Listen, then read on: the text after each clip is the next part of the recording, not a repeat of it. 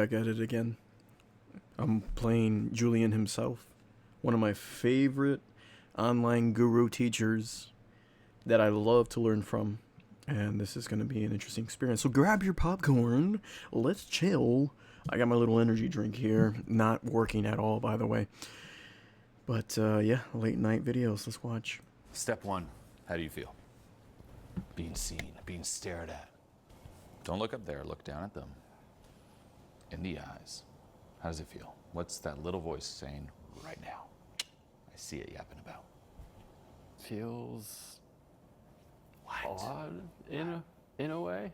Feels odd in a way, but I mean, it's good just to stand in front of people and see them and not be so damn worried about what they're thinking as much. Good, but why are you still worried? Why are you not chilling like a villain? I give a shit about people a lot. What they think, what they do, Good. how I'm perceived to them. Okay, ask that part of you, what is the worst way, like, we cannot be perceived like ... What outcome is that part of you trying to avoid the most? Could be anything. Apply the tools you learned, what we just talked about. Perhaps destroy your ego's chances of being cool. Because I just hyped up your ego's chance. Like, this is how you must be. It's going to be awesome. It's going to be amazing. It's going to blow your mind. Your ego's like, we got to do that. That's the outcome. Shatter that. It's just racing over and over, and there's a million different things that are going on in there. Not a single one sticks or lands or... That's impossible. Well, narrate it. I'm used to being on a stage in a way. Like, I've done presentations, I've done all that shit, stood in front of a classroom, got standing ovations and claps and all that. Here we go. And it means something to that part of me that wants to dig into that and be embraced and loved and enjoyed for who I am. And then there's the other part of me where it's like, man, I'm so glad I got that grade, or man, I'm so glad I got that approval from my classmates. And that part of me isn't fulfilled ever, because then it just chases the next fucking high and the next one. And then I get up here and I'm talking and almost feels like I'm the clown at the birthday party trying to cheer the kids, and they're just looking at me like, what happened to you, bro? How did you get here? You're wearing a red nose bigger than the ones you broke 2 times like 2 years ago. How did that happen? And This guy's doing stand-up now. I want to express and be there, but I also want to feel so comfortable just existing. And I feel like every And you time are. I want to, I overcompensate by being like the loud guy at work or among my friends. I just try to joke so much and lighten the room. And then when it gets deep and personal and all that, I freeze up and I don't want to share anything, because what if they judge me? What if they don't care? What if I don't bring something to them that's insightful or impactful or something? Stay with it. So, by the way, so far, 10 out of 10. Yeah, that was a 10 out of 10 for me. Anyway, you see how when you just start talking about it, when you allow yourself to like roll through the emotions, explain it through logic, but you still feel what you're feeling. And then being in front of people and being able to express that and then get more and more comfortable with that. In that practice, you learn to find out what the issue is, and that the issue is not as big as you might have thought, and that people aren't exactly that caring about it anyway. You know, in fact, it probably makes you a little more interesting and dynamic, that you're not a perfect character, you're flawed, but you're okay with showcasing that. Because when you create that sort of environment, many people would like to share how they're flawed too. Like myself right now, I'm actually encouraged by what he was just talking about, because like I'm flawed too, man. I'm over here making videos and talking about it, and it's just like, what if nobody wants to hear what I have to say? What if like I keep stumbling over my words? And what if, like, you know, I don't say the most profound, wise thing right there in the moment? It's like everybody's gonna just click off and be like, I don't like your videos, and you know what, you suck. And don't get me wrong, a lot of things that I say are pretty harsh, and like, they cut deep into what I dislike about this world and its many mental processes, and you're gonna probably see that in future videos. But I'm giving you, I'm learning as I go too, and I watch these things, and now I'm feeling a little more open about how I'm not really all there just yet about showcasing who I am, or, you know, revealing things. I mean, this world's a scary world, right? Everybody's like, some people can have such strong reactions that they just want to take you out of this place. Nice way of saying that, hey, I don't want you around anymore. Show us the personal shit. When it gets personal, it gets real, I just can't. I'm scared of being judged and this. Do it now. What's the most personal shit? Take the condom off, man. We want it raw. You're giving us this watered down version of you. We're wet and open and ready. Bruh, stop. You're gonna give me banned. I try so fucking desperately every day that I get up to break the cycle of shit that I find myself in.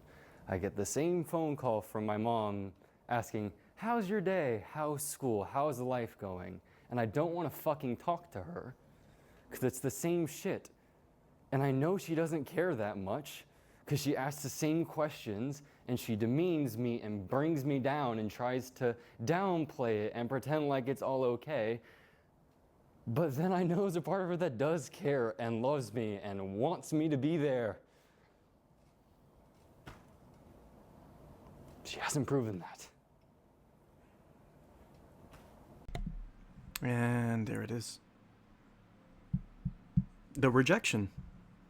Emotions, what he feels on a personal level, has been rejected and downplayed for so long that he simply pushed it to the back burner, hidden it away. And the way to cope with that, he becomes the person that people would accept, or he thinks would accept, making lighthearted of things that are too deep. So becomes the class clown, a comedian, always trying to, you know, be lighthearted and fun. But deep down, it's kind of like the clown who smiles but deep down is depressed. This is where depression lives. When you create a character that is not you. That you feel like that's the only way I'm going to please people. Here is what I think you like. Rather, this is what I truly am. And you know what? Let's get a little personal too. For me, I'm exhausted, but not in the way you think. It's not physically. It's emotionally exhausted, mentally exhausted because of the way the world is right now. We got religions that are invading New York, Texas, taking over. We got things on the horizon that want to destroy our way of life. We got people who don't want to reason or talk. But that's not even the gist of it. Personally, those things make me feel like nothing really matters. And everything's on repeat. Like, no matter what I do, it's just I feel powerless. There's like not much I can do. It's like my life is always in the hands of someone else, something else. No matter how much I try to take control of things, it's just always dictated by circumstance. And I've never felt so powerless and useless in my entire life. And I'm usually in control. But I'm learning to be okay with not having control. If the United States gets destroyed, so be it. If I lose this life, so be it. It's like learning to let go completely but because of that, I think I lost my will of determination, my willingness to try harder. It just feels useless. I make music and I beat myself up about it, and it doesn't reach because the algorithm is against me. Or maybe it's not good enough, but either way, it's like everything. I'm at the whim of the algorithm. I'm at the whim of people's opinions of me. I am at the whim of whatever evil forces out there want to take us down as a collection, and I happen to be in the midst of it. Like, again, powerless. And the only thing that will change that around is money. Money, money, money. And you have no idea how much I hate money. How much I hate everything that repeats. I hate jobs, corporations. I hate algorithms. I hate social media. I hate how everybody operates. Constantly on repeat. Everybody comes up with a new word, a fad. This, and that. And it's annoying. It's like a broken record. That I'm the only one that, or not, I don't think I'm the only one that can see it, but so far that's, every time I bring it up, everyone looks at me sideways like they're okay with the broken record. They don't see it like that. And it's depressing. Because it's, we live to work. Sleep, get up, work. Sleep, get up, work. Again and again and again and again. All I want to do is create. And to create takes up so much energy and money, and there's never any sort of reciprocation in anything. Not that anybody owes me anything. I'm just like, that's just what it is. And I've just been craving an end to this repetitive life. How coded. How life itself is an algorithm. And that's what I just realized. Like, life itself is an algorithm. It keeps repeating. Soon there will be a war. Soon there's going to be a selfish person. There's going to be someone who's obsessed with eating, money, drugs, or whatever you name it. No one's real. Nothing's real anymore. Anything could be AI now. Anything could be fabricated. And one of these days, I'm just going to shut everything off and walk away from it all. But, that's my personal lookout at it.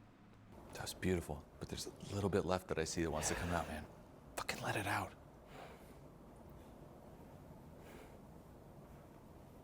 If not now, when? I needed her care because she was so important for so long. And she fucks it up.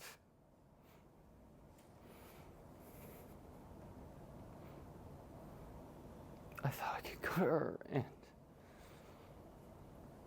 she'd support me, be there, and then she looked at me dead in the eyes. And she didn't want to help. She just, where the fuck were you? Trying to help, trying to be someone, trying to do something. But it wasn't good enough for her.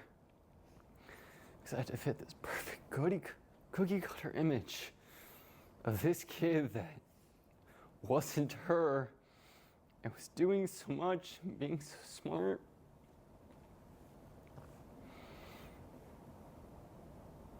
I just want to be fucking me. I just want to wake up and not give a shit one of these days. I want to sit down at my desk and just not have a fucking thought in the world. Not a single fucking one. I just want to be there. I don't care about being happy or sad or contemplative or in my head. I literally just want to exist. Nothing more, nothing less. Yeah. Be alone. No more expectations. God, man, it's like I was destined to see this video. But that hurts. That hits, because that's exactly what it feels like. Well, I have no desire to end it all, and I have no desire to do anything.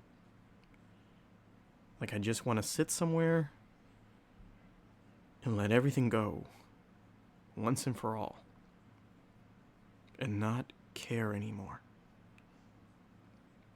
Not care about money, not even care about eating or drinking, not care about where I'm gonna, how long are my clothes gonna last. Just walk into the woods and throw it all away. To no longer fear what everybody else fears on this planet, death. I just seek to leave this system behind forever. No more expectations. Because I know how it feels. Nothing you do is good enough. So why even try? And even though this is at my very core what I feel, I also know that doesn't have to be the reality. And that I could make something worthwhile. And just because I don't see results now, that doesn't mean it won't become something amazing later. You must continue to have faith. And I was reading the book of Ecclesiastes, how vanity and everything's pointless, but with God and having faith, regardless of what the world is, you tend to see the magic that could happen. And how you can turn everything around. That you don't have to live in the expectation and shadows of what everybody expects of you. You don't have to be a people pleaser. And also, you don't have to worry about what you're going to do next. Everybody has a plan. This is what I'm going to do, run a business, do this, and that. And then all you get out of a business is more responsibility and more stress. Just to say you made it in the world. But what if making it in the world just meant you could make your own home in an isolated world? No government, no people to bother you. You learn how to hunt. You learn how to sustain yourself. I think that's successful. Overcoming yourself. And don't get me wrong, taking on the challenges is its own way of a victory as well. I don't think I can judge anybody who decides to go all in this beast system and make themselves a success. And those who walk away from it and become successful in a different direction. I think there's beauty in both sides to it. I think there's strength in either way. Because I can't be.